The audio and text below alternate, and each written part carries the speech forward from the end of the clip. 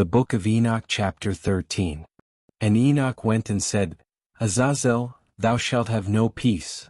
A severe sentence has gone forth against thee to put thee in bonds, and thou shalt not have toleration nor request granted to thee, because of the unrighteousness which thou hast taught, and because of all the works of godlessness and unrighteousness and sin which thou hast shown to men.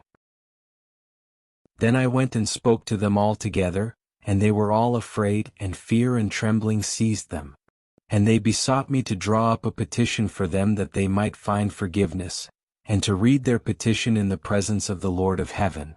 For from thenceforward they could not speak with him, nor lift up their eyes to heaven for shame of their sins for which they had been condemned.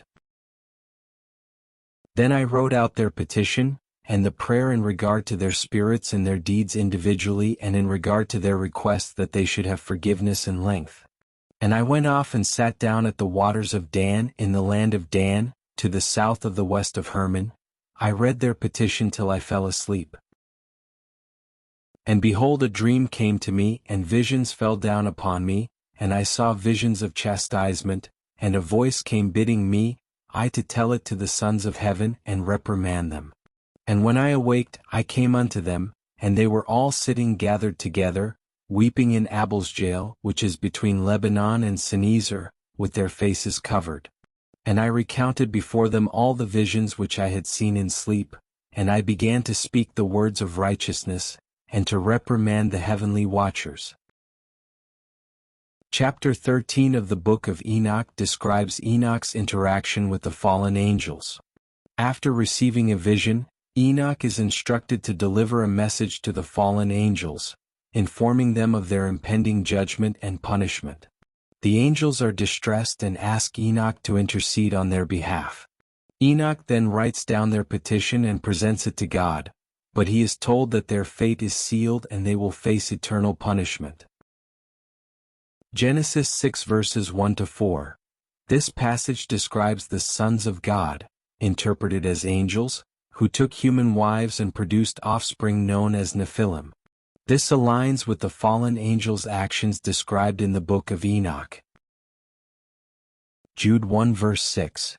Jude mentions angels who did not keep their positions of authority but abandoned their proper dwelling, which parallels the fallen angels' rebellion and subsequent punishment in Enoch. 2 Peter 2 verse 4.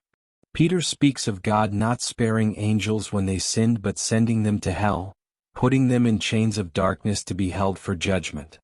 This reflects the judgment pronounced on the fallen angels in Enoch. Daniel 7 verse 10. This verse describes a vision of judgment, with thousands upon thousands attending God and books being opened. It resonates with Enoch's role in delivering messages and visions of judgment. These scriptures provide a broader biblical context for understanding the themes and events described in chapter 13 of the Book of Enoch. The chapter emphasizes that actions, especially those against divine order, have consequences. This serves as a reminder to live righteously and be mindful of one's actions. The fallen angels' plea for Enoch to intercede on their behalf highlights the importance of prayer and seeking intercession. Believers are encouraged to pray for themselves and others, trusting in God's mercy and justice. Enoch's obedience in delivering God's message, despite the distressing nature of the task, underscores the importance of faithfulness and obedience to God's will, even when it is challenging. While the fallen angels face judgment, the broader narrative of Enoch and the Bible emphasizes God's plan for redemption and hope for those who remain faithful. Thank you for watching. Be sure to subscribe to our channel so you can be among the first to receive updates when we upload the next chapter. Stay tuned for more insightful content on the Book of Enoch and its connections to biblical scriptures. Don't miss out on our upcoming discussions and interpretations that can enrich your understanding and spiritual journey.